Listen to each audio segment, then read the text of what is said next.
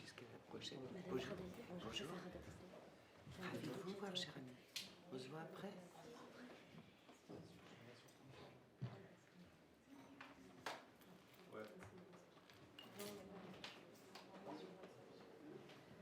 Désolée pour ce retard, hein. Ça va commencer d'une minute à l'autre. Tout le monde est bien, quelqu'un veut des cafés en plus. C'est pas un train. Croissant. C'est mon café, c'est mon adresse.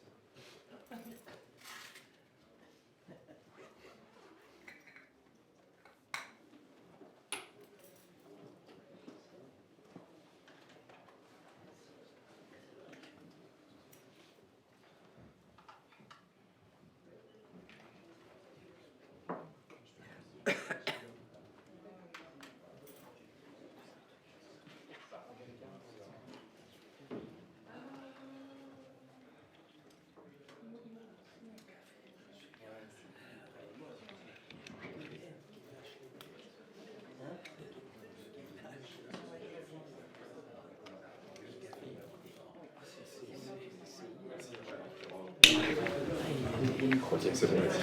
Ils sont, il y a de la batterie. Ils sont allumés? Non. Faut les allumer. Faudra les faire. Oui, il faudra juste préciser que les deux extrémités, c'est la communauté. Je pense qu'ils vont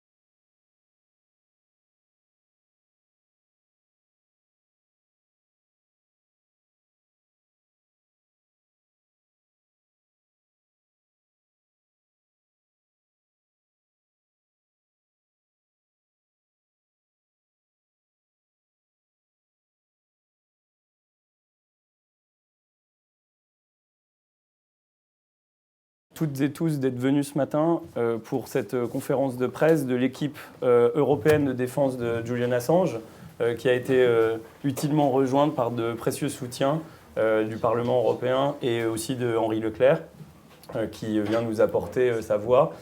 Je ne vais pas parler très longtemps en ce qui me concerne, parce que je pense que vous aurez des questions et c'est ça qui nous intéresse. Et je pense que chacun aura à cœur de dire un mot sur la situation de Julian Assange dans les perspectives de défense qui sont les leurs dans les pays qu'il représente. Vous avez ici devant vous à la fois un membre de l'équipe britannique sur lequel je vous demande juste de ne pas poser de questions trop pratiques sur l'affaire, parce qu'il ne peut pas s'exprimer sur ce sujet, mais par contre des questions générales sur la procédure britannique si vous souhaitez en poser. Des représentants évidemment des journalistes, parce que l'affaire est une affaire qui met en cause les journalistes. De Henri Leclerc, qui nous dira probablement pourquoi est-ce qu'il a accepté de venir nous soutenir aujourd'hui. De questions qui peuvent relever du rapport institutionnel, notamment de l'Europe, ou tout simplement des dirigeants politiques vis-à-vis de Julian. Et thank you very much for being here today. À titre personnel, je vais juste faire 3 remarques préliminaires. La première, c'est que je considère depuis quelques années maintenant que nous avons le privilège de participer à cette équipe de défense, qu'il existe encore dans l'opinion francophone de graves confusions, d'abord quant à l'identité même de Julian Assange et quant à la nature de son action. Contrairement à ce qui a été parfois relayé et qu'on lit encore dans la presse, Julian Assange n'est pas un dénonciateur, ce n'est pas autre chose qu'un éditeur de presse, un journaliste, qui a mis à la disposition du public des informations dont personne ne conteste la véracité et qui sont d'intérêt public. À partir de là, c'est noué depuis le début de cette affaire dans l'opinion francophone beaucoup de mélanges. Il m'arrive de constater sur les réseaux sociaux que les gens mélangent encore Julian Assange et Edward Snowden, par exemple, et beaucoup de fantasmes. Et il m'est arrivé de réagir récemment sur un plateau de télévision où des journalistes me disaient qu'il était mis en cause pour avoir mis en danger la vie de personnel diplomatique, ce qui est au sens technique faux, puisque ce n'est même pas poursuivi par les États-Unis aujourd'hui. Donc il y a énormément de fantasmes et énormément d'erreurs qui sont commises, à mon sens, dans la présentation même par des gens, des émetteurs, de la situation de Julian Assange. Son statut d'éditeur de presse et de journaliste est, je crois, internationalement reconnu. La nature et la qualité des informations qu'il a permis de porter au public n'est pas débattue. Et aujourd'hui, il est depuis 3 ans soumis à un régime d'isolement dans une prison de haute sécurité au Royaume-Uni, avec beaucoup de restrictions sur sa liberté d'expression, sur sa liberté d'avoir une vie privée et une vie familiale, et aussi sur sa santé. Donc ce dossier, ce cas, met en avant beaucoup de questions qui concernent notre démocratie, le respect par les États de la règle de droit, et c'est ça que Julian Assange a permis de révéler, le fait que des crimes de guerre étaient commis, que certains États ne respectaient pas le droit à un procès équitable, et c'est probablement le sens de la conférence de presse aujourd'hui, de rappeler qu'une des questions en cours et une des faits justificatifs du refus d'être extradé, et le fait que personne autour de cette table ne considère que s'il était extradé aux États-Unis, Julian Assange puisse espérer avoir un procès équitable, dans une affaire où c'est assez simple à comprendre, les États-Unis seraient à la fois les juges, les procureurs et aussi les victimes présumées. Donc évidemment, ce procès ne peut être garanti s'il avait lieu aux États-Unis. Et puis un troisième aspect, je crois, qui est très important dans l'affaire, sans toujours revenir à la nature de la procédure qui nous occupe, c'est qu'il est véritablement dans des conditions de santé qui justifieraient à elles seules, indépendamment de toute autre question, qu'il soit placé sous contrôle judiciaire parce que son état de santé se dégrade de jour en jour. Tous les gens qui sont ici ont pu le rencontrer, lui parler, le visite fréquemment. Christophe le voit très souvent à la prison de Belmarsh, Edward le voit aussi.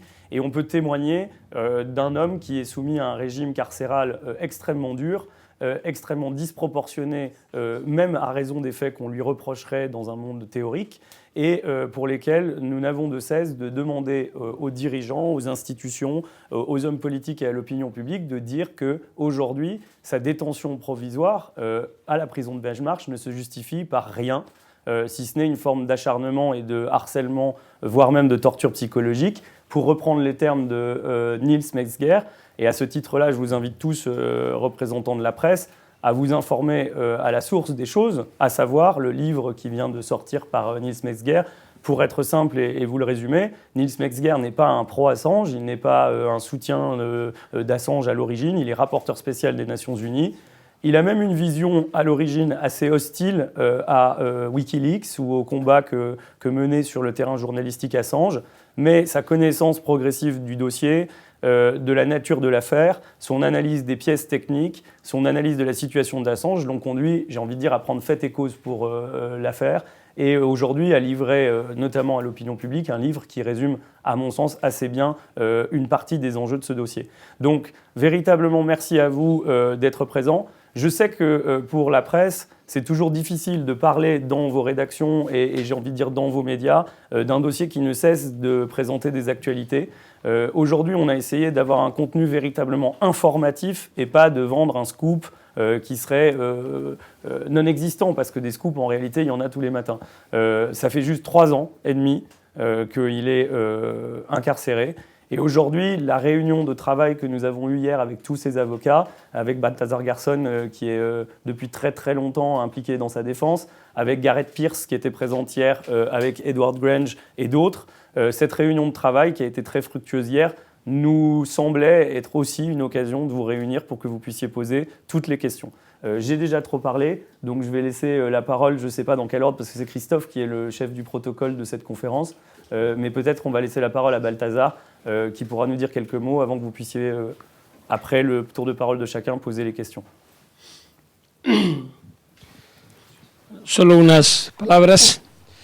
Desde el 19 de junio de 2012, Depuis le 19 juin 2012, Julian Assange está privado de libertad. il est privé de liberté. Son más de 10 años Ça fait plus de 10 ans los que lleva de una u otra forma en prisión. ce qui veut dire une privation de liberté d'une forme ou d'une autre depuis tout ce temps. Es probablemente, en mi experiencia, el único caso o el caso más flagrante de violación de todos los derechos referidos al debido proceso. C'est dans ma vie professionnelle le cas le plus flagrant que j'ai rencontré de violation du droit au procès équitable. Como bien decía Antoine, en torno a Julian Assange se han formado una serie de apariencias que no son más que eso, apariencias, no realidades. En definitiva, Julian Assange es editor, es periodista y solo eso. Julian Assange est éditeur et journaliste, et seulement cela. Autour de lui, on a créé toutes sortes d'apparences. Y por cumplir la obligación de cualquier periodista, como ustedes, como todos aquellos que tienen esta profesión, se ve privado de libertad y sometido a un proceso que le puede llevar a cumplir 175 años o a que le impongan 175 años de privación de libertad. Et pour avoir accompli son métier, tel que le métier que vous faites tous les jours, il est aujourd'hui en prison et risque une peine de 175 ans de prison. A Julian Assange le acusan de haber violentado la seguridad nacional, de haber puesto en peligro a personas que aparecían identificados en los documentos publicados, etc. Sin embargo, On l'accuse creemos d'attaquer la sécurité nationale et d'avoir mis en danger la vie de personnes qui sont mentionnées dans les informations révélées. Sin embargo, nosotros creemos que es exactamente lo contrario. Es decir, lo que ha hecho es defender a los ciudadanos, defender la seguridad de los países frente a los mecanismos torcidos, irregulares, ilegales de ataque a esa ciudadanía. De notre côté, nous considérons que c'est précisément le contraire qui s'est produit, qu'il a protégé la sécurité nationale, qu'il a protégé nos sociétés en révélant des secrets qui avaient été de violations des droits fondamentaux qui ont été réalisés par les États. En cualquier país que esta situación, país democrático que en esta situación se hubiese producido, jamás se habría aplicado una ley como la ley de espionaje de 1917 de Estados Unidos a una persona que no ha estado en Estados Unidos, que no ha tenido ningún tipo de actividad en ese país y que lo único que ha hecho es publicar noticias. C'est tout à fait incompréhensible pour nos démocraties modernes de constater qu'une personne qui a simplement révélé des informations se trouve aujourd'hui poursuivie dans le cadre d'une loi qui vise à réprimer l'espionnage. Creemos que este caso es paradigmático para garantizar y defender la libertad de prensa, la libertad de expresión y el acceso a la información, y por eso creemos que es absolutamente necesario que todos y cada uno de nosotros y de los medios le den la relevancia, porque al fin y al cabo se pueden imponer sobre las cuestiones jurídicas, que también las estamos poniendo en marcha, todas las que quepan. Je vais résumer parce que c'était un peu long, j'ai oublié en cours de route. Mais donc les éléments essentiels de cette affaire sont le respect de la liberté d'expression, mais aussi la transparence et le droit à accéder à l'information qui sont mis en danger par la situation de Julian Assange, et qu'on devrait donner à cette affaire la relevance qu'elle a, l'importance qu'elle a pour nos sociétés et pour le futur de nos sociétés. Christophe, tu veux dire un mot? Antoine. Bonjour, Antoine Bernard, je suis directeur du plaidoyer de Reporters sans frontières. Un mot pour réitérer le soutien et la mobilisation de Reporters sans frontières à Julian Assange, pour Julian Assange. 175 ans de prison, 17 charges retenues contre lui, dont 16 sur le fondement de cette loi contre l'espionnage, cette loi américaine, alors que Julian Assange a exercé une contribution essentielle au journalisme, alors que son extradition ou ses poursuites, si elles devaient être réalisées, constitueraient un acte et une démarche exclusivement punitive et un très dangereux précédent pour les journalistes, pour les sources, pour les lanceurs d'alerte. Alors, RSF est extrêmement mobilisé, c'est une campagne majeure, Free Assange, pour nous. Ça veut dire concrètement que depuis 2 ans et demi, on est de toutes les audiences à Londres, dans la salle d'audience, suivre comment ça se passe. Et en effet, on peut témoigner de l'extrême difficulté de la façon dont ça se passe. Ça veut dire qu'on saisit les autorités britanniques, qu'on saisit le procureur américain, qu'on pétitionne, qu'on remet des pétitions, que l'ensemble des bureaux de Reporters sans frontières, les 15 bureaux à travers le monde, sont mobilisés en soutien, que nous sommes aux côtés de Stella, aux côtés de sa famille, aux côtés de son père. Aujourd'hui, le principal enjeu pour nous se tourne vers Londres. On entendra tout à l'heure des avocats de l'équipe britannique. L'attente de la réponse de la Haute Cour sur la demande d'appel faite, bien sûr, mais aussi les regards qui se tournent vers Stella Braverman. Braverman, c'est la nouvelle secrétaire d'État à l'Intérieur, la nouvelle ministre de l'Intérieur. Elle a entre les mains le pouvoir de récuser la décision de donner suite à l'extradition. Elle a entre les mains ce pouvoir. Aujourd'hui, nous l'interpellons.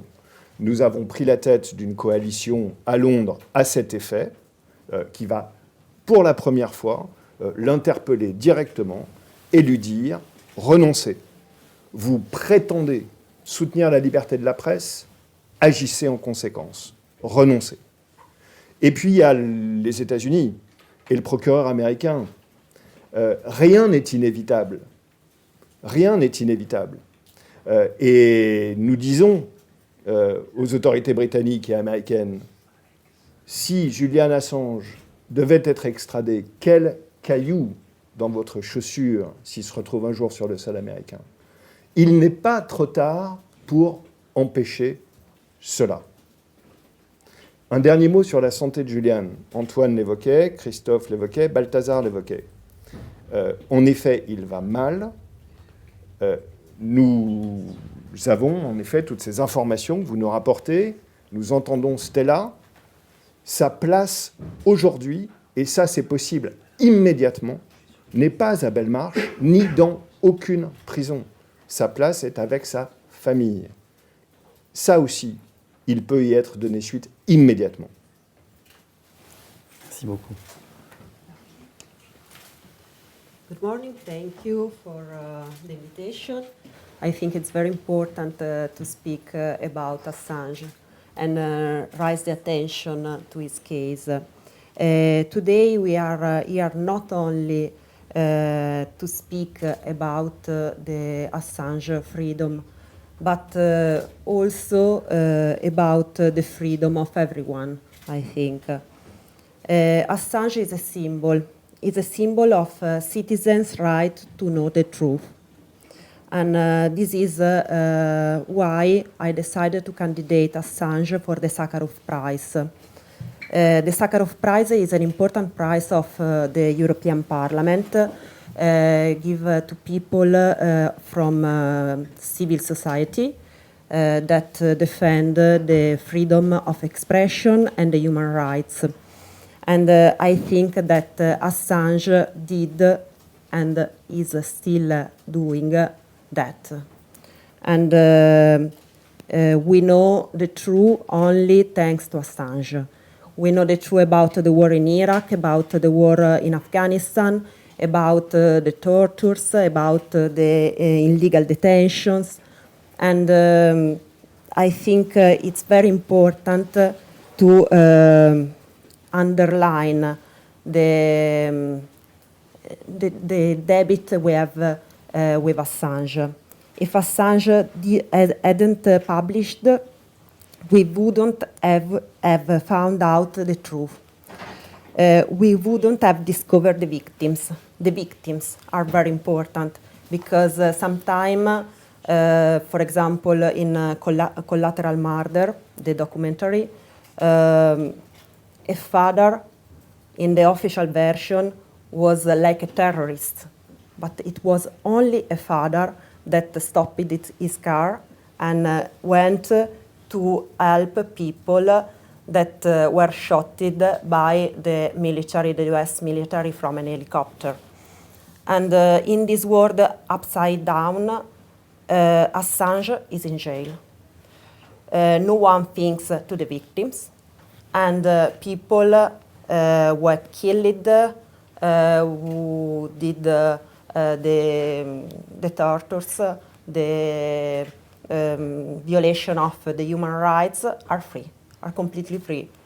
And who create a false version of the reality, a state that create a false version of the reality, now accuse Assange. Assange is a victim too. And Assange the accusation is espionage. Why only him? Because he collaborated with a lot of newspapers.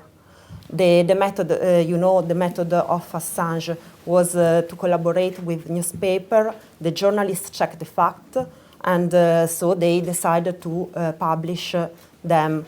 And but only Assange is in jail. And the newspaper, most of the newspaper that did the scoops with Assange now are completely disappeared from this. And it's important that the newspaper should help Assange and raise the attention on Assange.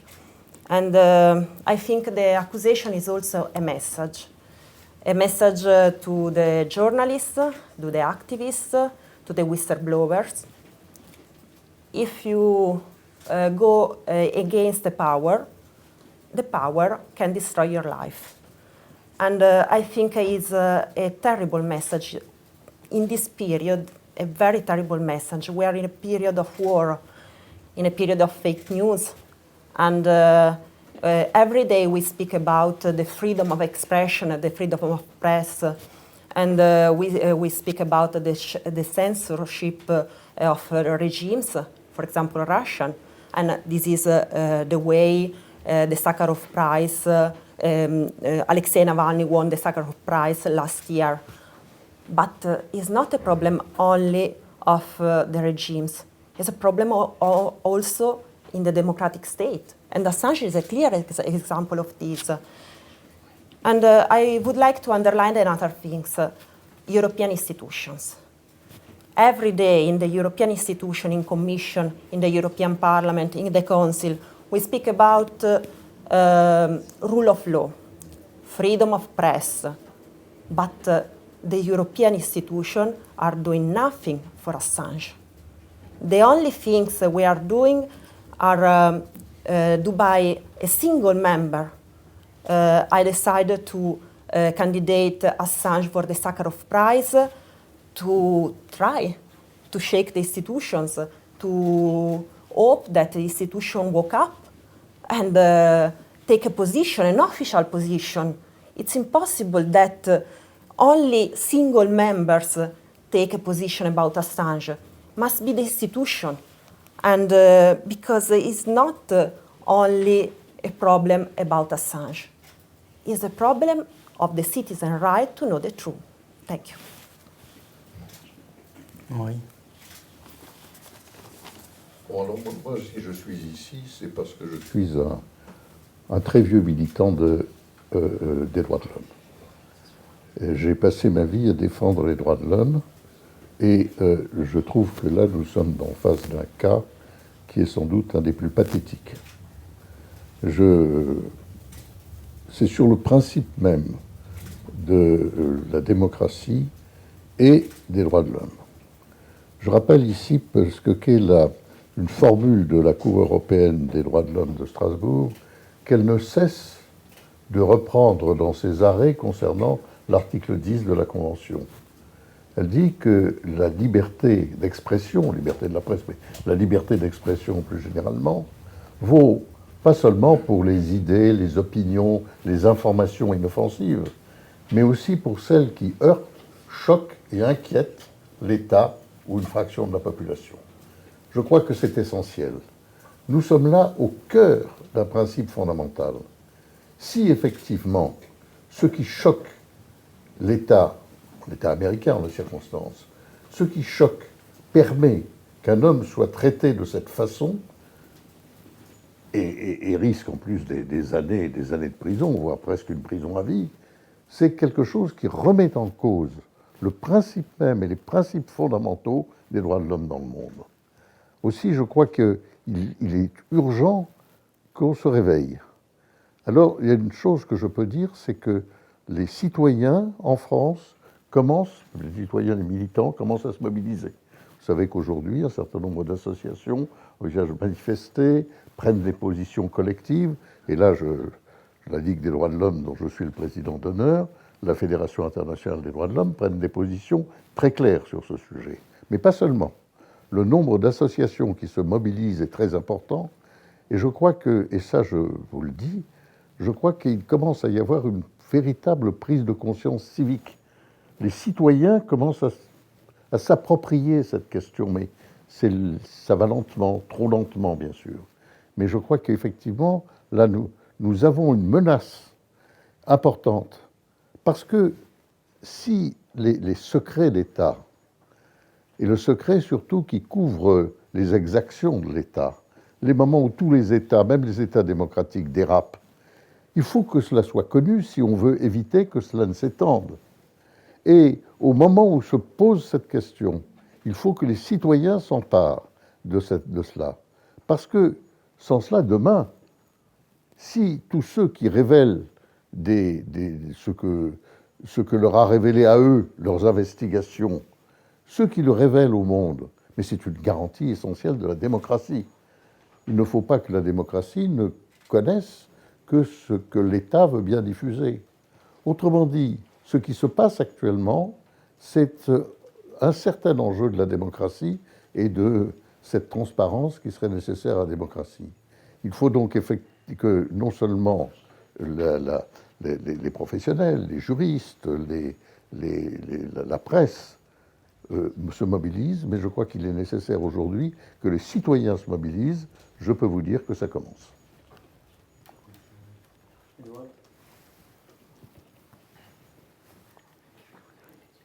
You'll have to excuse me because I speak no French, and I was very concerned at the start, having heard from all the panelists, with the exception of yourself, that it was going to be conducted all in French, but forgive me, I have to speak English. I am but a small cog in the UK machinery that is working to free Julian Assange. The 11th of April 2019 was the day that Julian was forcibly removed from the Ecuadorian embassy and handed over to the UK authorities, which signified the start of the extradition proceedings when he was arrested on the provisional arrest warrant issued at the request of the United States government. 11th April 2019, next week, that will signify 42 months 3.5 years, added on to the 7 years in which Julian was detained at the Ecuadorian embassy. That's 10.5 years. There's a saying in English that life begins at 40, but for Julian, life stopped at 40. The UK proceedings are at the half-time stage. The referee has blown the whistle. The players are making their way back to the dressing room. But there's all to play for in the second half, and we must win. Merci beaucoup.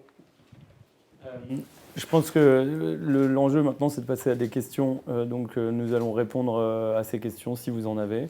Oui, alors, je pense qu'on est suffisamment peu nombreux pour que... Enfin, on est nombreux d'abord, mais on aurait pu être beaucoup plus nombreux, mais on n'aurait pas pu être dans cette pièce.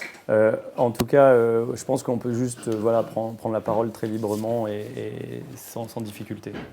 Donc, je vous donne la parole. Merci. Je voudrais dire que vous avez raison de dire qu'il y a confusion en France depuis longtemps. Je suis, moi, Dominique Pradalier, présidente de la Fédération internationale des journalistes. Et à ce titre, nous sommes mobilisés depuis plusieurs années déjà. Et demain, nous manifesterons dans le monde entier, y compris à Londres où nous serons, pour obtenir sa liberté, qu'il soit réhabilité, rendu à sa famille. Julian Assange est un prisonnier politique, c'est un prisonnier de la raison d'État. Et il est absolument inconcevable que la profession du monde entier ne puisse pas se mobiliser pour lui et les opinions publiques. Pourquoi? Parce qu'en 2011, il était un héros. Le Monde titrait, c'est l'homme de l'année. Il est devenu un paria.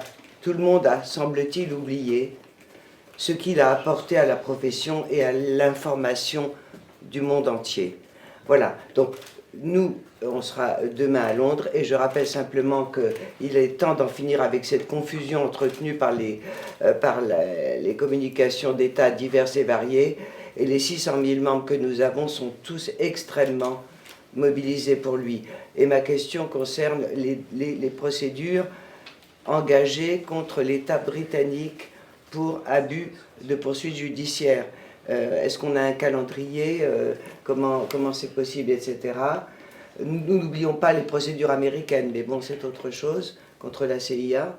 Mais les procédures contre l'État britannique nous intéressent particulièrement. Merci. Alors, merci beaucoup pour votre intervention. Ça permet, avant de répondre à votre question technique, je donnerai peut-être la parole à Christophe, parce qu'il a une connaissance exhaustive de toutes les procédures dans le monde. Mais ça permet de dire qu'effectivement, demain, sont organisées dans le monde entier, à Londres, à Paris, des manifestations de soutien par des associations. Une chaîne de personnes sera constituée autour du Parlement britannique. Un événement se tiendra au pied de la petite statue, la statue de la liberté française. Enfin, les deux sont françaises, mais la petite statue de la liberté française. En fait, c'est vrai qu'en écho avec ce que disait Henri Leclerc, il est faux de penser que Julian Assange ne reçoit pas de soutien. Il a un soutien populaire immense et il a un soutien populaire croissant. Et il est vrai de dire que ce qui fait défaut, c'est un soutien institutionnel, des institutions comme l'Union européenne, des institutions comme les gouvernements, qui peinent à mon avis, comprendre la situation, ou alors il faudrait penser qu'ils la comprennent et qu'ils ne veulent pas la soutenir, ce qui poserait des difficultés assez patentes en termes de protection des droits de l'homme et de la démocratie. Donc votre intervention permet de rappeler qu'il y a des projets associatifs très forts partout dans le monde, qui soutiennent Stella, son épouse, leurs enfants, qui soutiennent nos démarches. Mais il est vrai, et c'est un peu le sens aussi le message que je fais passer à vous, les journalistes, la première des responsabilités est la vôtre. Parce que depuis 3 ans maintenant que nous, en France, nous avons entrepris de relayer la position de l'équipe de défense d'Assange, la position des associations, de servir de vecteur de parole par rapport à ce dossier, on pêche parfois à obtenir des temps d'antenne, du temps pour expliquer ce qu'est le dossier, ou des relais presse. Donc il faut aussi pouvoir imposer, parfois au détriment de l'actualité, du scoop, de l'information rapide, des temps où vous pouvez rappeler qu'est-ce que le dossier Assange, les intérêts qu'il présente pour le droit, les intérêts qu'il présente pour les institutions et les intérêts qu'il présente pour des citoyens qui sont des citoyens français, peut-être, puisque c'est le point des gens que vous informez, francophones, vous êtes énormément lus dans le monde entier grâce à ce vecteur qui est le français. Et c'est un souhait de Julian Assange de ne pas perdre l'information avec les vecteurs français. C'est un pays auquel il tient, c'est un pays qui abritait Wikileaks, le serveur, c'est un pays dans lequel il a eu des attaches, c'est un pays dans lequel il vivait avant de se rendre fortuitement, j'ai envie de dire, en Angleterre et d'y être interpellé. Et donc, évidemment, très modestement quand même dans la géopolitique mondiale, nous pensons que la France a une voix à faire valoir et que cette voix pourra être relayée par d'autres pays qui comprendront la voix française. Donc on attend des institutions, et c'est aussi ça le sens de notre appel, on attend des hommes qui ont le pouvoir de faire des choses, comme vous l'expliquez, qu'il s'agisse de ministres, qu'il s'agisse de procureurs, qu'il s'agisse de présidents, de prendre position et de soutenir la cause que nous avons. Sur les aspects purement procéduraux, je vais laisser la parole à Christophe, mais je ne trahirai pas de secret professionnel en disant que un des souhaits de Julian Assange est aussi de nous exhorter à ne pas rentrer trop dans l'explicatif de ces procédures-là. Pourquoi ? Parce qu'à mesure qu'on détaille à longueur de journée le recours qui a été exercé, qui est suspensif ou non, on en perd l'essentiel. L'essentiel est qu'aujourd'hui, quelle que soit la nature de son affaire judiciaire, quel que soit le temps et les recours engagés, quel que soit en fait le stade judiciaire dans lequel on est, Edward Grant, je vous dis qu'on est dans la deuxième mi-temps, celle où il faut maintenant arriver à gagner, on a une question fort simple qui a été rappelée par tout le monde. Il n'a rien à faire dans une prison alors qu'il n'a toujours pas été jugé. Il ne présente aucun danger. Ce n'est pas quelqu'un qui a posé des bombes, ce n'est pas quelqu'un qui menace l'intégrité physique de personne, et c'est quelqu'un qui aujourd'hui doit être présumé innocent et a droit à ce titre à pouvoir être remis en liberté pour pouvoir se défendre. Donc sans rentrer dans le contenu trop précis de ces points, il est vrai que Julian nous demande, nous avocats, de relayer toujours l'essentiel et de ne pas se laisser attraper, j'ai envie de dire, par une stratégie qui est mise en œuvre par les États-Unis et qui consiste finalement à toujours ressusciter le phénix procédural. Et sur ce point, nous vous demandons justement d'essayer d'avoir un niveau d'information qui est au-dessus de l'actualité. Et l'actualité du jour, je vais donner la parole à Christophe, c'est évidemment tous les recours et toutes les oppositions que nous pouvons former contre la décision britannique qui pourrait avoir comme conséquence de le renvoyer aux États-Unis. Merci Antoine, mais donc je ne vais pas rentrer dans les détails de la procédure, puisqu'en effet la technique utilisée pour faire taire Julian Assange depuis le début, c'est la même. C'est d'un côté, c'est vraiment le salir, vraiment le diffamer, faire circuler des fausses informations à son sujet ou au sujet de son travail, du travail de Wikileaks d'une part, et d'autre part de multiplier les procédures judiciaires, les recours, pour que finalement le message essentiel qui est celui de la liberté d'expression et de la répression qui est faite à l'égard d'un de ces chantres au XXIe siècle de la liberté d'expression sur Internet, parce que c'est ça finalement l'enjeu tellement actuel de la situation de Julian Assange, c'est ce qu'il représente par rapport à ce nouveau moyen de communication qui est Internet, c'est d'étouffer cet enjeu-là pour le faire perdre dans les questions de procédure. Alors sur la question que vous posez, est-ce qu'il y a des procédures en cours contre le Royaume-Uni pour abus de procédure ? La réponse est non. Pour l'instant, on n'est pas encore dans ce stade-là, puisque l'équipe anglaise dont fait partie Edward Grange et aussi Nive qui est là, et je voudrais leur rendre hommage pour le travail qu'ils font, sont occupés à essayer d'éviter l'extradition. C'est ça le but pour l'instant. Et ce que vous indiquez est très important, parce que finalement, et c'est ça, j'ai sorti le livre dont Antoine a parlé, qui est écrit par Nils Melzer et que je vous conseille vraiment de lire, qui est donc cet ancien rapporteur spécial des Nations Unies contre la torture et qui a fait toute une analyse. Il n'était pas obligé, il a à un moment donné choisi de sortir finalement de son rôle, tellement il était choqué par la situation. C'est un expert des Nations Unies, très indépendant. Et il explique notamment comment l'Angleterre a persécuté Julian Assange, mais pas seulement l'Angleterre, bien sûr, il y a aussi les États-Unis ou l'Équateur qui ont mis en place différents processus pour le faire taire, pour aussi envoyer le message, et ça c'est peut-être essentiel par rapport à ce que je vais ajouter, par rapport à ce qui a été dit, c'est que le message est clair. Les États-Unis veulent envoyer le message que la liberté de la presse, c'est terminé. J'ai beaucoup aimé ce que Henri Leclerc a dit par rapport à la jurisprudence de la Cour européenne des droits de l'homme sur la liberté d'expression, mais la Cour européenne dit aussi que la presse, c'est le chien de garde de la démocratie. Ça veut dire quoi ? Un chien de garde, c'est un chien qui peut mordre aussi à certains moments, qui peut à certains moments déranger l'État. Et c'est ça que Julian Assange a fait en livrant ces informations. Et c'est ça qu'on lui reproche aujourd'hui. Et c'est pour ça que la menace de le condamner à 175 ou 75 ans de prison, ben, c'est évidemment la prison à vie pour laquelle il est menacé, prison à vie dans des conditions de détention qui équivalent à de la torture. Les témoignages que l'on reçoit aujourd'hui des conditions de détention aux États-Unis dans les prisons de haute sécurité, c'est de la torture. Donc ce sont des gens qui sont dans des bunkers sous le sol, où ils n'ont pas accès à la lumière, où ils ont la lumière allumée 24 heures sur 24, ils n'ont pas de contact avec leur famille, ils sont en isolement sensoriel, c'est-à-dire qu'ils n'ont contact physique ou même de parole avec personne, si ce n'est à travers une porte. Et c'est ça la situation que Julian va devoir subir s'il est envoyé là-bas. Et donc on est très inquiet, bien sûr, au niveau de la défense. Et dans les réunions qu'on a avec lui, ben, on lui donne l'espoir, parce qu'on sent qu'il y a ce mouvement qui s'amplifie.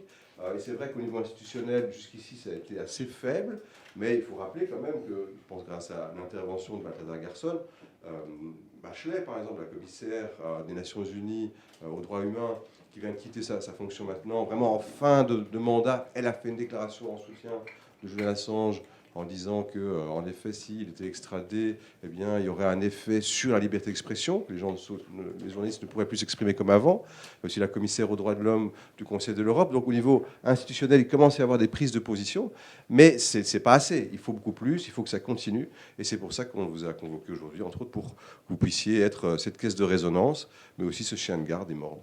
Merci.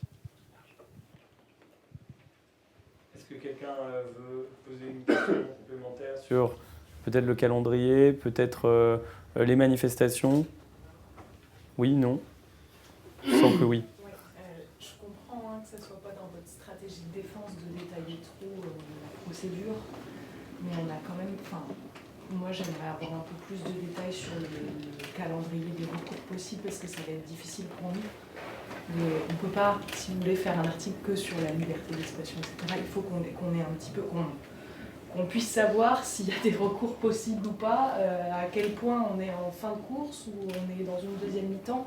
Enfin voilà, il faut qu'on ait un peu plus de billes là-dessus, il me semble. D'accord. Voilà. Je ne sais pas ce que vous pouvez faire ou ne pas faire, ça vous appartient, Non, c'est la liberté de la presse justement. Mais en tout cas, on est là pour effectivement répondre à vos questions et vous éclairer sur tous les aspects qui vous paraissent importants. Donc je vais peut-être demander à Edward. Edward, I know that you don't want to get too much into the defense, but is it possible for you to give a slight agenda of the proceedings? I mean, how it works and what can be expected in terms of decisions or things?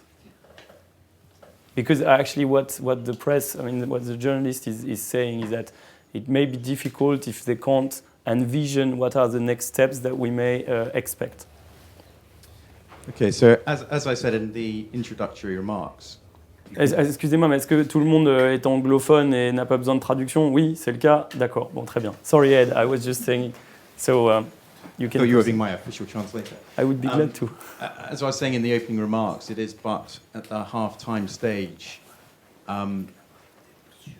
Julian's team have lodged 2 appeals, one against the decision of the adverse decisions taken by the district judge back on the 4th of January 2021.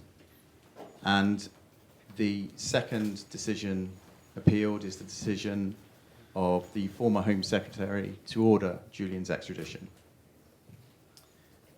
In the UK, you have to apply for permission to appeal, so it's not automatic. There's a permission stage. The grounds have been lodged. The respondents, the United States government and the Secretary of State for the Home Department, have until the end of this month to lodge their respondent's notice, their reply to the grounds. After which, the file will be passed to a single judge of the English High Court, who will determine, based on the papers before him or her, whether or not the grounds that have been submitted are reasonably arguable. If they so determine that the grounds are reasonably arguable, then there will be a substantive appeal hearing. Now, in terms of time frame, if we look back at what happened in 2021 when the United States government appealed the discharge decision of the district judge, it took the single judge, I think, somewhere between 2 to 3 months to determine whether or not to grant the United States permission to appeal. The points advanced in the grounds of appeal on behalf of Julian are voluminous. They cover the adverse decisions taken by the judge, as I've already said, and of the Secretary of State. So it is quite possible that a judge could make a decision in the last quarter of this year, but it could also be into early next year. Now, there are various permutations, which I think is too complex to get into. Our extradition proceedings are quite complex, unnecessarily so. But needless to say that if permission to appeal is granted, there will be substantive hearing. If permission to appeal is refused on one or more grounds, there will be an opportunity to renew those grounds, to argue them before the court, to try and persuade the court that they should grant permission to appeal, to allow for a substantive appeal. Merci.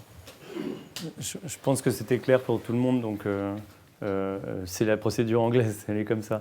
Et je vais aussi donner la parole à Balthazar parce qu'il y a aussi d'autres procédures dans le monde, notamment en Espagne. Quizás no lo sepan, pero además de en Gran Bretaña, en Estados Unidos, hay 2 procesos más en Ecuador y en España relacionados con el caso Assange. Donc, à côté des procédures aux États-Unis et en Grande-Bretagne, il y a des procédures en cours en Espagne et en Équateur dans le cas de Julian Assange. En Ecuador, Julian Assange tiene concedida la nacionalidad ecuatoriana y se están también investigando hechos que ocurrieron en la Embajada de Ecuador en Londres. Julian Assange avait la nationalité équatorienne avant d'être expulsé de l'ambassade et il y a une enquête en cours en Équateur concernant justement cette expulsion de l'ambassade d'Équateur à Londres.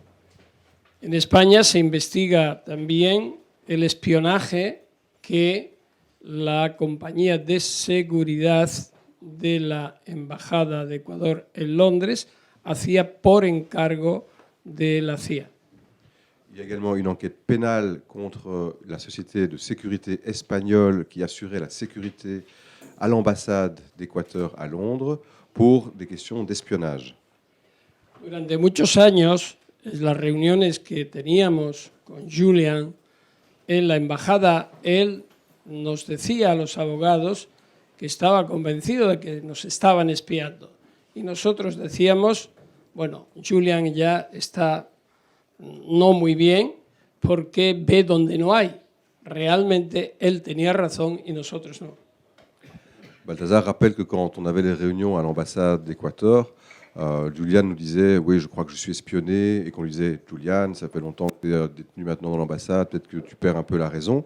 Mais finalement, tout s'est révélé exact puisqu'on a découvert qu'il y avait des caméras partout et des micros et que tous nos entretiens confidentiels étaient en fait enregistrés par le son et l'image et envoyés directement aux États-Unis par une ligne directe.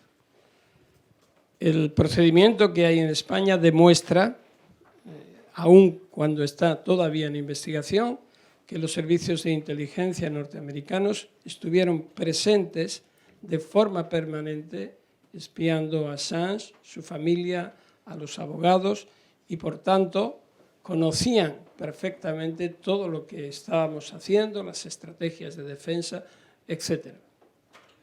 L'enquête pénale en Espagne a démontré que la CIA était constamment et parfaitement au courant de toutes les conversations qui étaient tenues dans l'ambassade, que ce soit les conversations relatives à sa défense avec ses avocats ou relatives à sa vie privée, et ça de manière permanente et constante.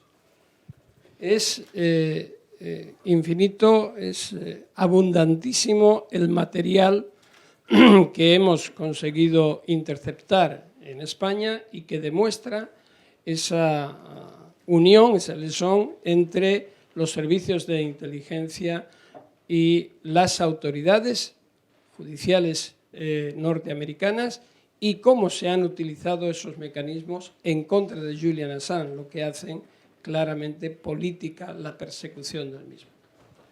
Donc l'enquête espagnole a permis de récolter beaucoup de matériel, de data, d'informations qui démontrent les relations entre la CIA, les autorités judiciaires de poursuite de l'extradition et la société de surveillance, ce qui donne des arguments très importants pour démontrer le caractère politique des poursuites qui sont réalisées à l'égard de Julian Assange aux États-Unis.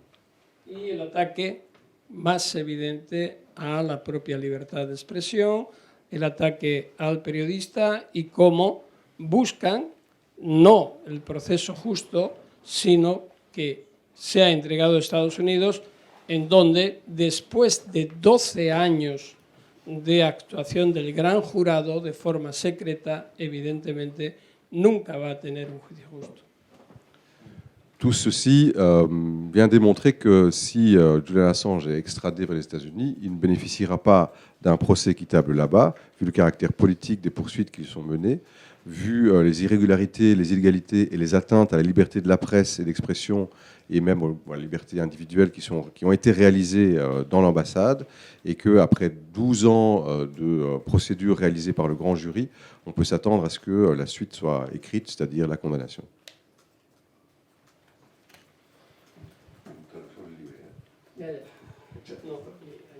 Est-ce que quelqu'un a d'autres questions, je veux dire précises? Oui, pardon.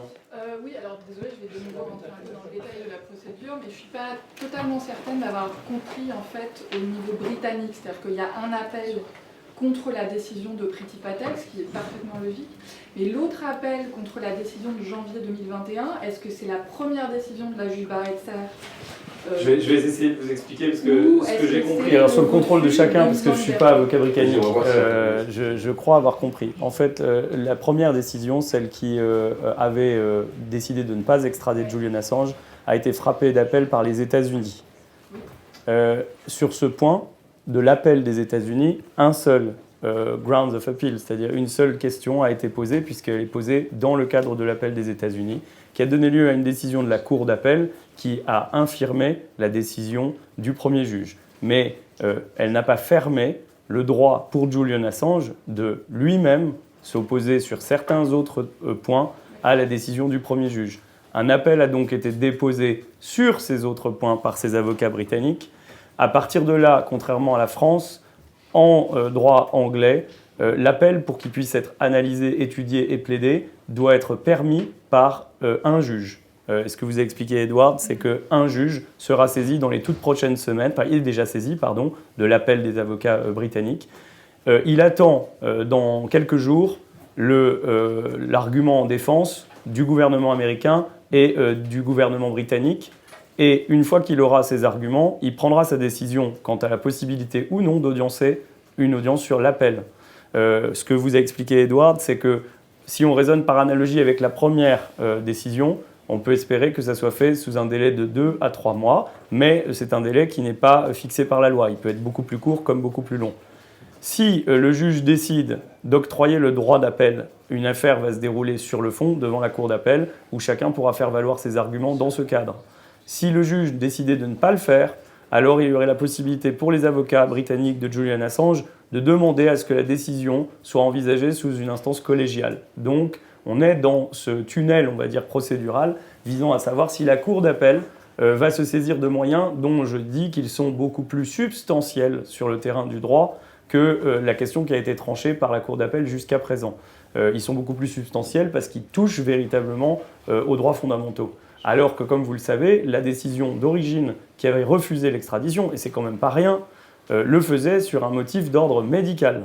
À savoir que des expertises existent dans le dossier démontrant l'état de santé de Julian Assange, les risques qui sont encourus en cas d'extradition sur sa personne, et un des points qui est âprement évidemment discuté, illustré, dénoncé dans la procédure anglaise, et j'ai envie de dire plus largement, c'est le sort réel sur le terrain judiciaire et carcéral qui serait réservé à Assange en cas d'extradition. Donc ça, c'est une question qui pourrait effectivement, c'est pas une stratégie de défense, hein, on pourrait en parler des heures et débattre des heures. C'est juste que s'opposent un petit peu, à mon sens, deux points de vue. Et Henri était aussi là pour pouvoir porter sa voix sur sa connaissance et son expérience de la chose judiciaire. Deux points de vue. La première, c'est de penser que les États-Unis sont une grande démocratie et pourquoi ne seraient-ils pas capables d'organiser un grand procès avec des prisons très modernes dans lesquelles Julian sera extrêmement bien traité.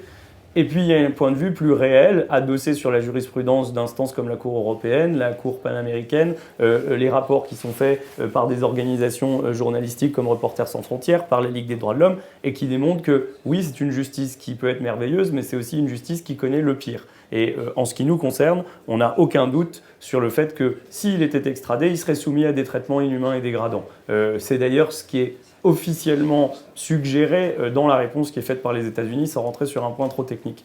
Donc, véritablement, l'appel britannique pose question, et j'ai entendu votre demande, je comprends comment fonctionne la presse. Donc, je rappelle qu'il y a au moins 2 actualités assez fortes. Demain, dans le monde entier, notamment au Royaume-Uni, une chaîne humaine qui va encercler le Parlement britannique, qui est relayée en France par une succession d'associations qui se réunissent à Paris, qu'ils ont appelé l'appel de Paris, et puis sera publiée demain dans la presse une tribune qui permet de faire elle aussi une interaction. Chacun peut la signer, chacun peut interagir avec cette tribune. Donc elle sera publiée. Donc ça vous permet, à partir de cet événement, de relayer des arguments qui m'apparaissent importants et des arguments de fond. C'est aussi pour ça qu'on a voulu faire une conférence qui vous permet de questionner des gens qui connaissent le fond du dossier et de vous montrer que ces gens-là se réunissent et ont en charge des procédures qui sont complexes, longues, de longue haleine, qui existent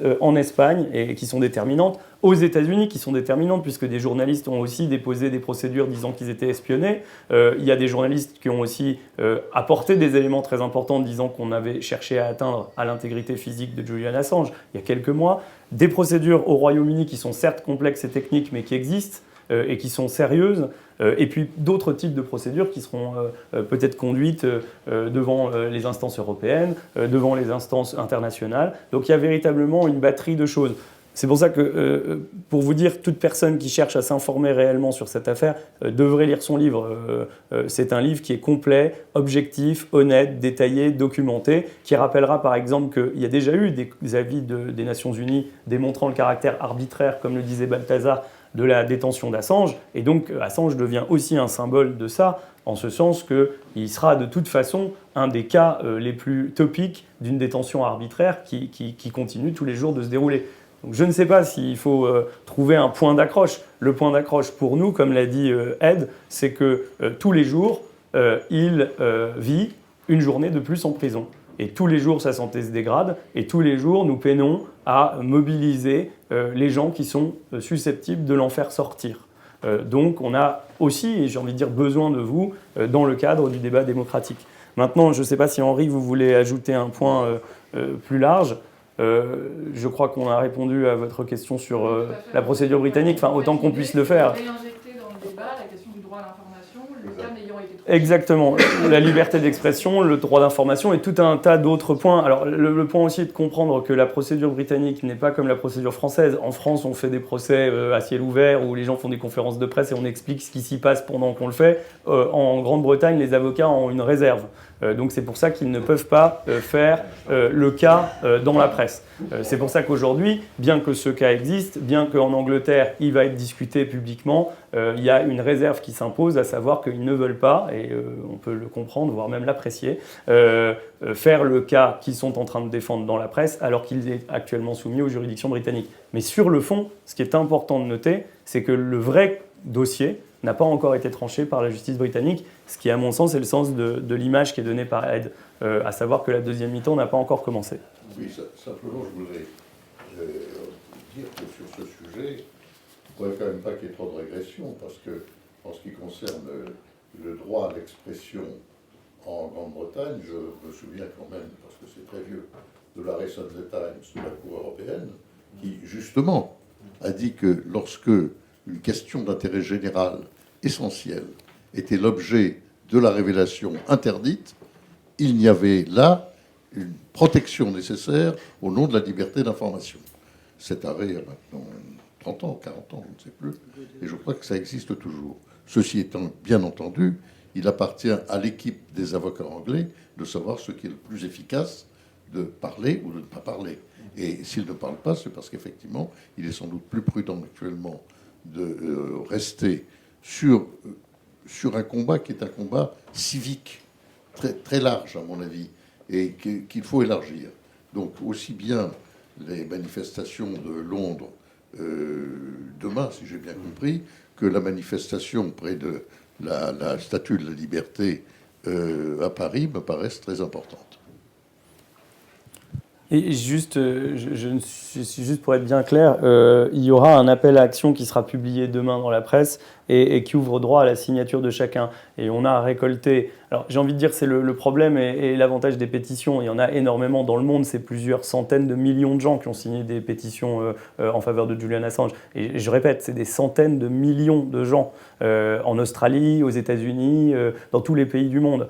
Parfois, quand on parle du dossier Assange, on se plaint qu'il n'est pas assez soutenu par une partie des gens, par des institutions, mais il est extrêmement soutenu, et ce que évoquait Henri en disant de plus en plus paraît réel. Donc oui, il y a un appel qui sera lancé dans la presse, qui ouvre droit à signature et qui est soutenu par des gens qui ont des mandats importants, des eurodéputés. Donc thank you once again for being here today, because it's nice to have people outside the legal sphere and has more, I would say, global vision, des journalistes, des artistes de premier plan qui ont pris clairement position en faveur de Julian Assange. Et cette tribune a vocation à être, encore une fois, un recommencement pour toujours ressouder toute cette équipe, qu'il s'agisse d'avocats, de citoyens autour de Julian.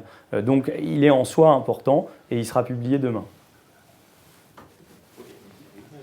Encore une petite question. On est là pour ça. Donc, oui, parce que justement, Henri Leclerc évoquait une jurisprudence de la Cour européenne des droits de l'homme. Est-il envisagé et si oui, à quel moment, c'est-à-dire une fois toutes les procédures éventuellement éteintes en Grande-Bretagne ou avant, de porter le dossier Assange devant la CEDH? Donc le principe, c'est évidemment qu'on est plein d'espoir que les juridictions anglaises, dont on nous disait à l'université qu'elles étaient les meilleures du monde et qu'elles avaient inventé les droits humains, vont le respecter.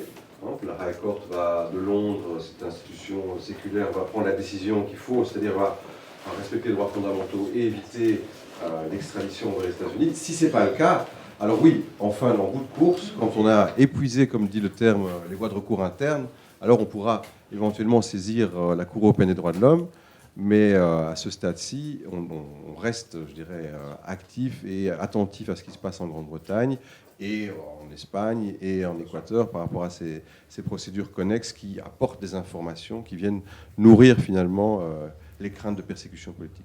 Il faut d'abord épuiser les voies de recours internes. Voilà.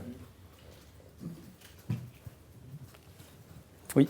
Peut-être un mot sur l'état de santé, l'état d'esprit de Julian Assange. Est-ce que vous pouvez nous dire quelque chose là-dessus?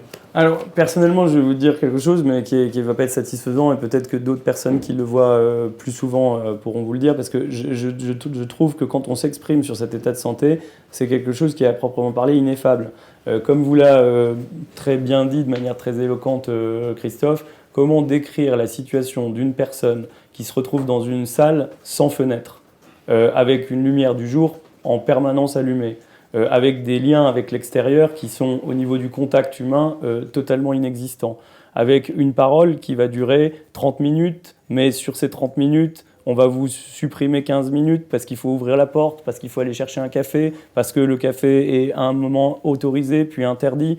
En fait, c'est là où le métier de l'avocat devient difficile, parce que c'est vous plonger dans une situation que vous êtes incapable de même concevoir et d'imaginer parce qu'elle est à proprement parler inhumaine. Donc, pour donner des éléments, ça fait, comme vous l'a dit Ed, 3 ans et demi qu'il a été de force arrêté par la police britannique et placé dans une prison de haute sécurité. La prison de haute sécurité, je dirais, je l'ai visitée, elle n'a pas d'équivalent même en France. C'est une prison qui est extrêmement difficile en ce sens que les conditions de détention sont aussi différentes. Et surtout, il est soumis à un isolement qui a été encore aggravé, par exemple par la crise du Covid, où à ce titre, pendant plusieurs mois, il n'a reçu strictement aucune visite, ni des avocats, ni de sa famille, et qui est aggravé par son état de santé. Alors, on a des gens comme Henri aujourd'hui, donc je ne dirais pas que 50 ans est un âge avancé, mais c'est quand même pas non plus un âge auquel on peut se soustraire de toute contingence physique. Donc c'est quelqu'un qui, en tout cas moi je le constate, je le connais depuis beaucoup moins longtemps que Balthazar, à chaque visite son état psychique est endommagé.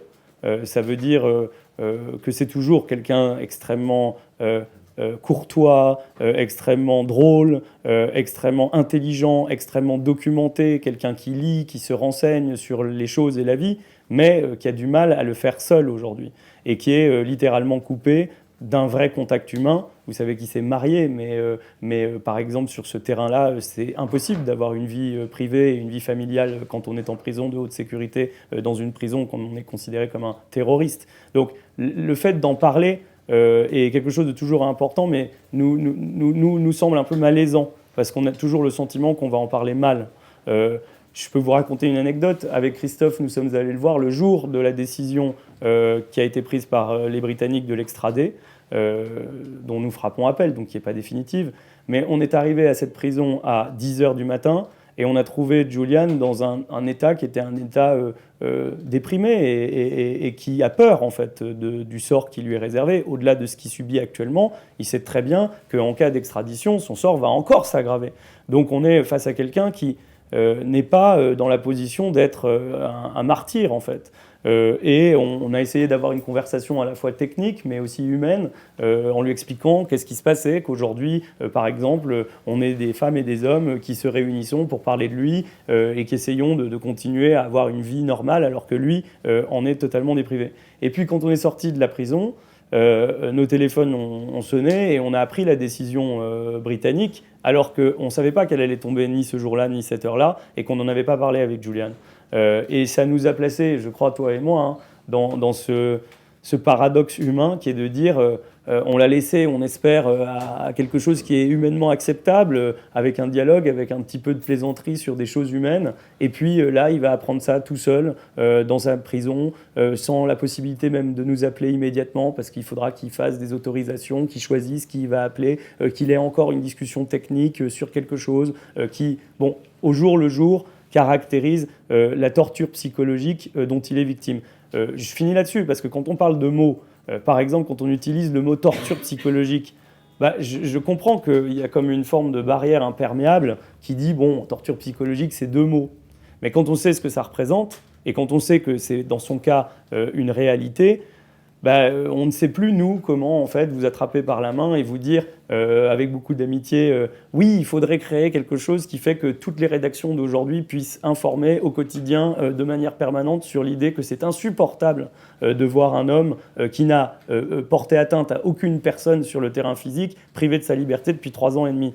Oui, il faudrait pouvoir expliquer en long, en large et en travers que toutes ces procédures qui mobilisent autant d'avocats avec des moyens humains qui sont relatifs, sont de l'autre côté, par le gouvernement américain, instrumentalisés au quotidien par toute une administration qui n'a que ça à faire et que ça fait aussi partie du piège. Donc oui, il faut arriver, par votre question, à sensibiliser les gens.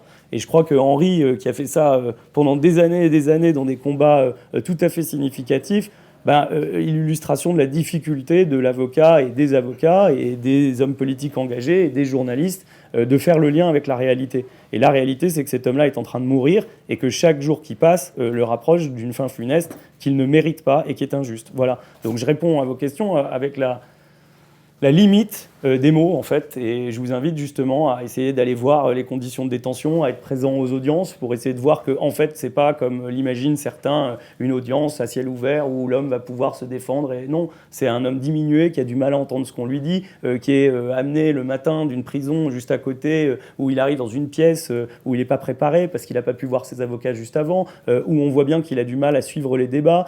Donc il y a tout un pan inhumain de ce dossier qui est très clairement relevé par une personne indépendante et Nils Metzger est une personne extrêmement documentée. J'ai envie de dire que ce n'est pas le seul.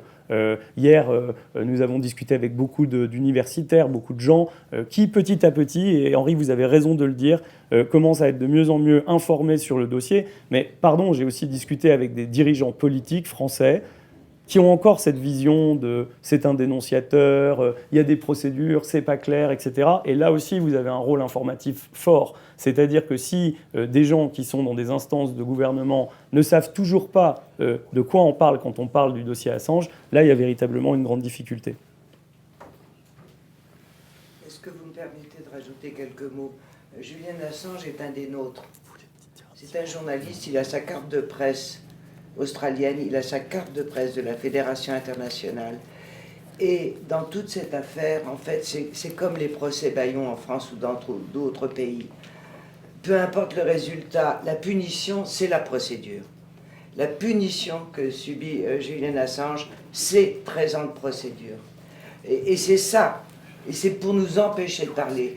Et si c'est aussi important sur le plan international, c'est de dire que si un journaliste australien qui a publié en Europe est traîné aux États-Unis par des lois américaines, qui au monde osera donner des informations qui gêneraient après le gouvernement américain? Qui oserait le faire?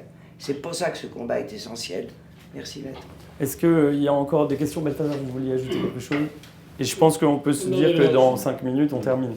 Uno de los puntos de defensa y de argumentación es precisamente la interpretación de extensión extraterritorial que Estados Unidos está haciendo para perseguir. Donc, un des points de défense, l'argument que l'on met en œuvre, c'est justement cette extraterritorialité des États-Unis qui mettent en œuvre. Que está abusando de su propia legislación para perseguir, como bien decía ella, a un periodista que publica que está en australiano, que está en Europa, que publica desde Europa, etc. Qui abusent de leur législation interne, comme vous le disiez, pour poursuivre un journaliste qui a publié en Europe, qui est lui-même australien, qui n'a rien à voir avec les États-Unis, qui a publié en Europe des informations alors que lui-même étant australien. Y un dato más, todas las iniciativas que el equipo de defensa ha hecho hasta el día de hoy a nivel internacional han sido positivas a Julian Assange. Ninguna de ellas ha tenido efecto en el proceso en Gran Bretaña, en el extradición. Un élément de fait, c'est que toutes les procédures internationales que l'on a pu faire ont abouti favorablement à Julian Assange. Ce sont les procédures internes qui posent problème et qu'on n'arrive pas à avoir cette influence sur la procédure interne britannique, malgré la bonne réception de l'affaire Assange au niveau des instances internationales. Sauf s'il n'y a plus de questions. Une dernière question. Vous dites que vous regrettez qu'il n'y ait pas suffisamment de soutien de la part de l'institution européenne et française.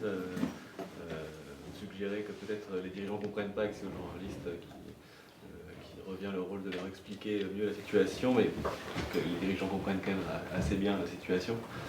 Quelle forme de soutien institutionnel vous voudriez en fait obtenir et à quel point ce soutien institutionnel pourrait peser à la fois sur le côté procédural des choses ou aussi sur le gouvernement britannique et d'autres gouvernements?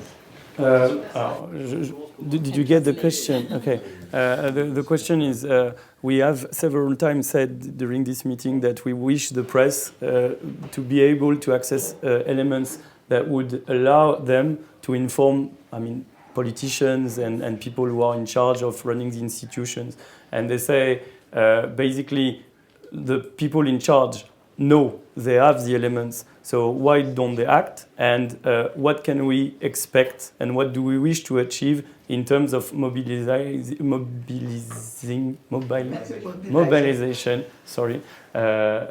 of institutions or people running countries, or what can be expected and what would be useful? But very useful, I think, is the raise the attention of by the press, because if every day the press write about Assange, is important for the politician in the institution. And I think, for example, that the European Parliament that every day speak about rule of law, freedom of journalists, should take a clear position for Assange, because, for example, the president of the European Parliament, Roberta Metsola, fight a lot for the question about the murder of Caruana Galizia in Malta. But now she is doing nothing for Assange. Inside the institution, during the plenary, there are members of the European Parliament that speak about Assange, but are single initiative, not an institution initiative. And also the citizen can mobilize. Yes. Because if people go on the square, go on the street, is more important for the institution to try to wake up the institution, because the European institutions are completely silent, and it's terrible because he's an illegal, he's in jail without a trail, without in an illegal way, and so I don't know why.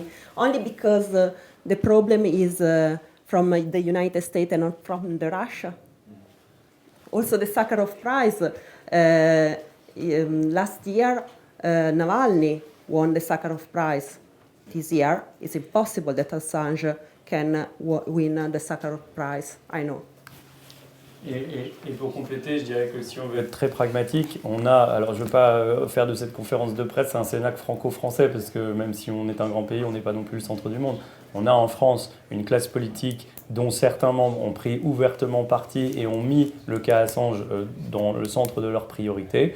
Et on a une partie de la classe politique qui ne traite pas encore le cas Assange comme une priorité au niveau de leur action sur le plan de l'action contre les atteintes aux droits de l'homme. Donc oui, faut pas se cacher derrière son petit doigt.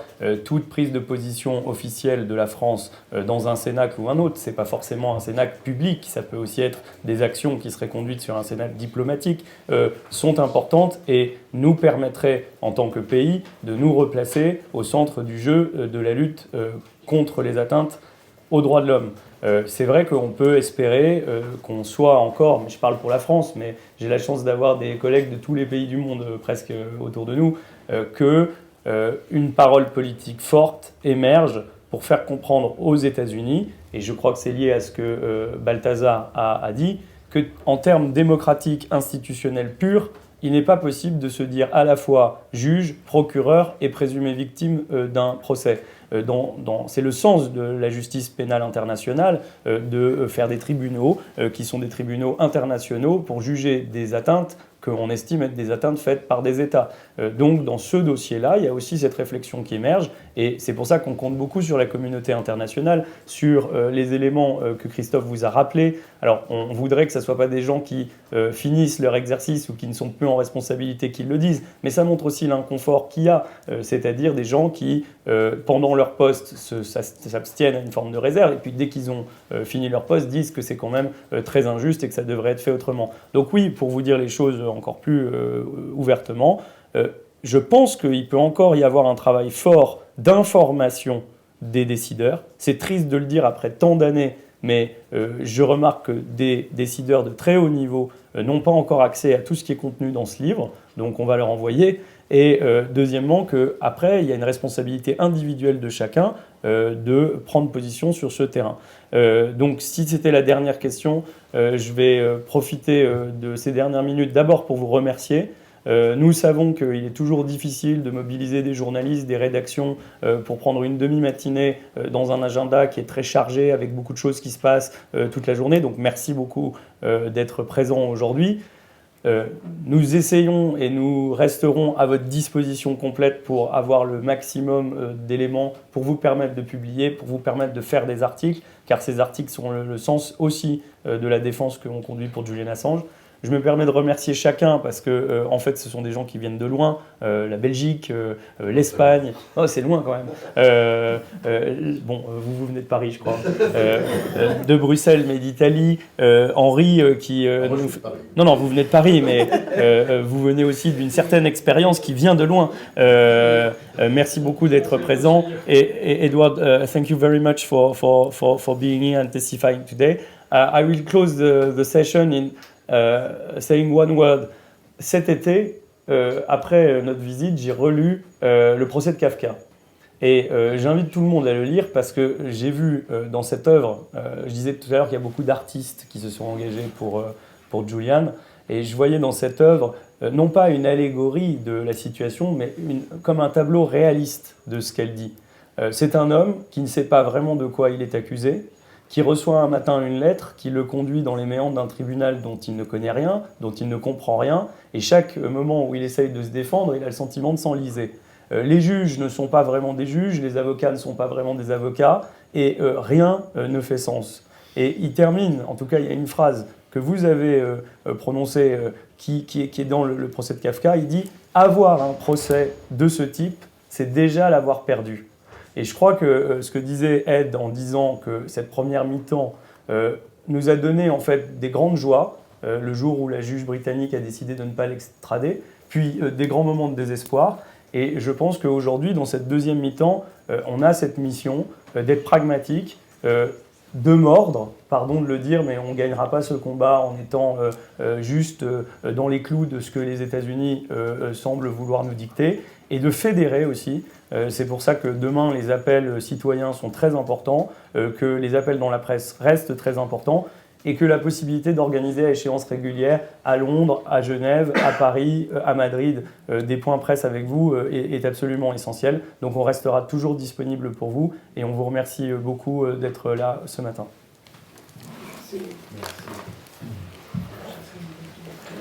Thank you very much. Il faudrait qu'on organise une séance de dédicace de Nils. Oui, Guillaume en plus. Merci.